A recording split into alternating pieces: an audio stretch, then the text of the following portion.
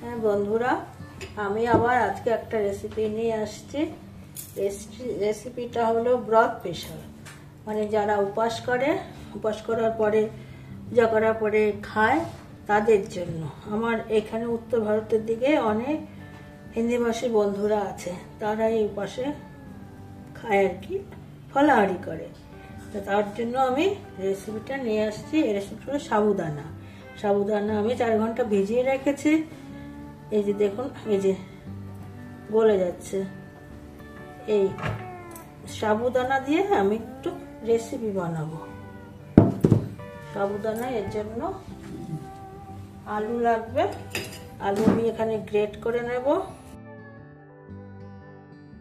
এখানে নিরামিষ হবে তো এটা একদম, এখানে পেঁয়াজ রসুন কিচ্ছু চলবে না, যেরকম সাধারণভাবে করা হবে। যারা আমাদের মধ্যে বাঙালিদের মধ্যে অনেকে যদি খান আর কি, উপবাস করে, তারাও খেতে পারবেন। সাধারণত তো বাঙালির মধ্যে আমরা তো খাই না আর কি, অনেকে খায়। যারা আমাদের বাঙালিদের মধ্যে যারা খান পূজা করার পরে, তারাও করে খেতে পারবেন।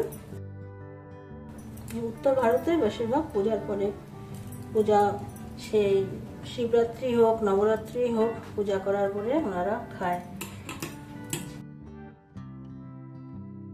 এখানে আমার আরো আলু লাগবে। আলুটা আমার বয়েল আলু, গ্রেট করে নিচ্ছে।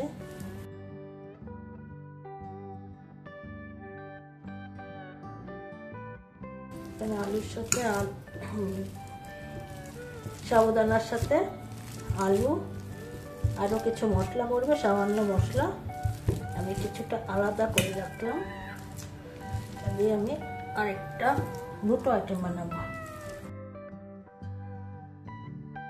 এখানে দিয়ে দেব সেন্ধা নমক, মানে সন্ধব লবণ যাকে বলে, সেন্ধা লবণ। হিন্দিভাষীরা তো নমক বলে, আমিও নমকই বললাম। আর দেব একটু কালা লবণ, যাকে বিট নুনও বলে। আমি একটা চাটনি বানাবো ধনে পাতা।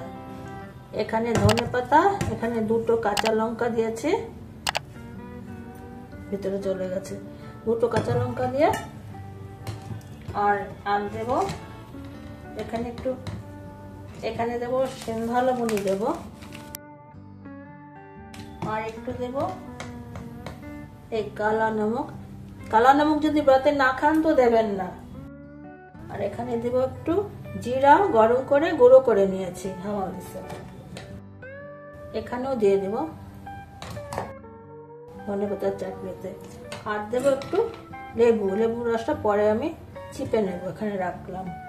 আর এখানে দেব লবণ দিয়ে দিয়েছে। আর এখানে দেবো কাঁচা লঙ্কা। কাঁচা লঙ্কা আমাদের লাল থাকে না, সেই লাল লঙ্কা নিয়েছি আমি। ওখানে দেবো ধনে পাতা।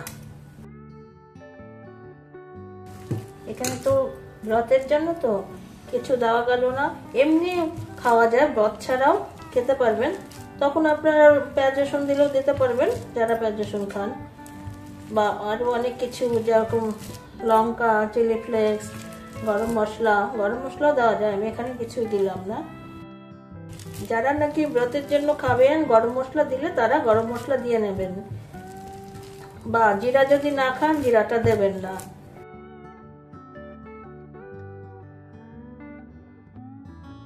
টিক্কির মতন বানাবো, টিক্কি বানাবো। কেউ কাবাবও বলে, টিক্কি বলে, যেরকম আলুর টিক্কি বলে, আর ওরকমই সাবুদানা। আপনারা এরকম করে করে গোল করে নিয়ে, এই যে আঙ্গুল দিয়ে এরকম ভাবে ডিজাইন করে নিতে পারবেন, যার যেরকম ইচ্ছা ডিজাইনের। কেউ গোল গোলও করতে পারেন, লম্বাও করতে পারেন, এরকম ভাবেও করতে পারেন।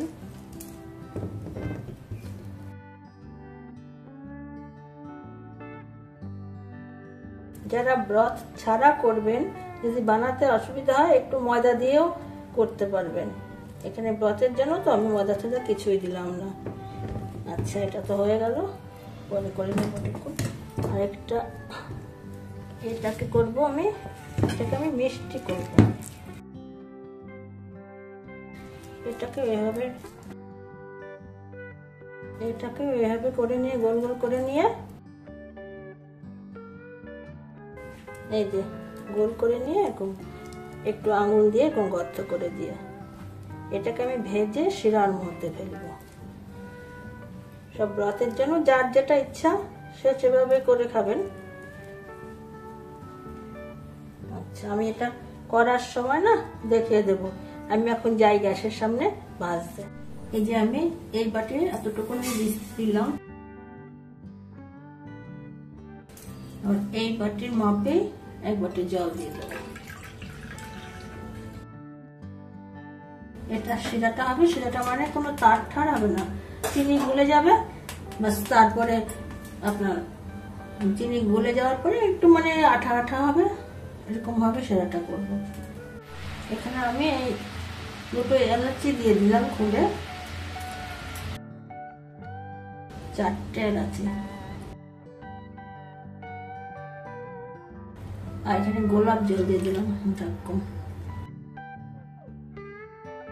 একটু আঠা আঠা হবে।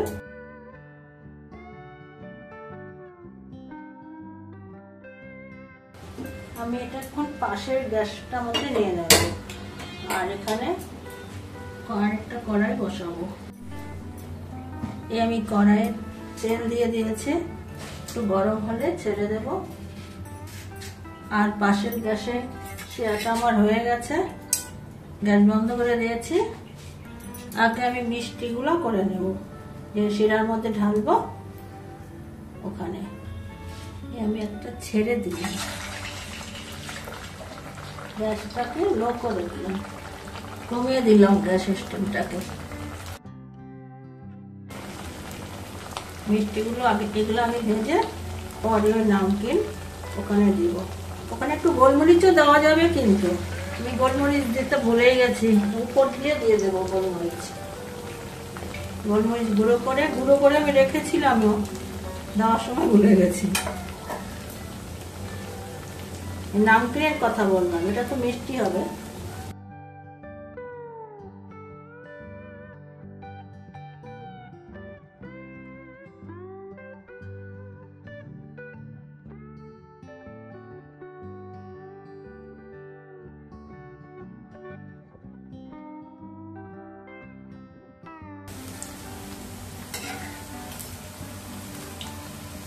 প্রথম ব্যাচটা ভাজতে একটু সময় লাগে, তারপরে এগুলো আবার হয়ে যায়।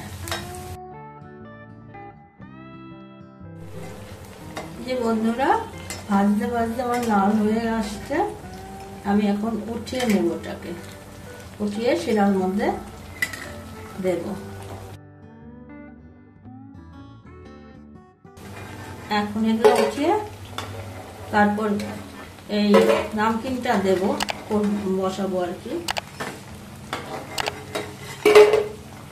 এটা মিষ্টিতে দেবো বলে আগে করলাম, কারণ লঙ্কা আর লবণ পড়লে এটা স্বাদটা ভালো থাকবে না তো। এই যে উঠিয়ে নিলাম, এই কটাই করবো অল্প করে।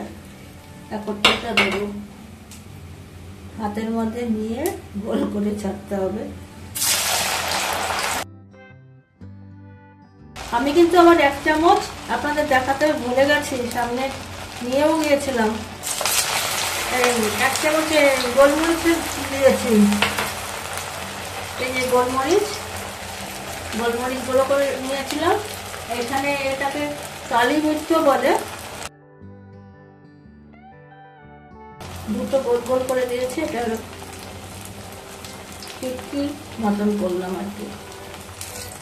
এটা যার যেরকম ইচ্ছা ডিজাইন করে দিতে পারবেন, লম্বা গোল ত্রিকোণা।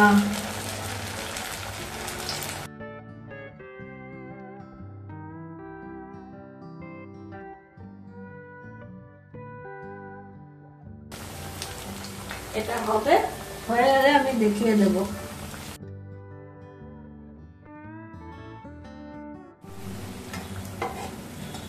বন্ধুরা, আমার এই নামকিন সাবুদানার টিক্কি হয়ে গেছে।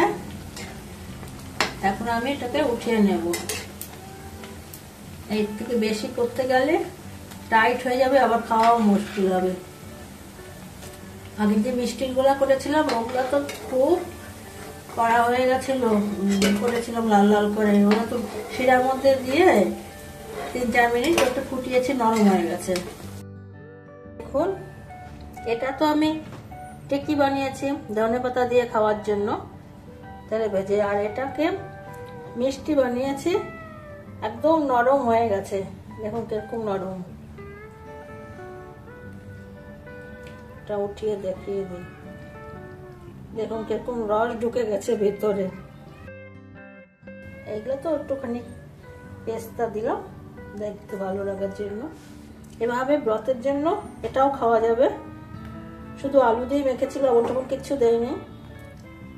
এগুলো হলো ব্রত স্পেশাল সাবুদানার ব্রত, যারা ব্রত করে উপাস করে তাদের খাওয়ার জন্য আর কি, উপাসের পরে যারা খায় আর কি।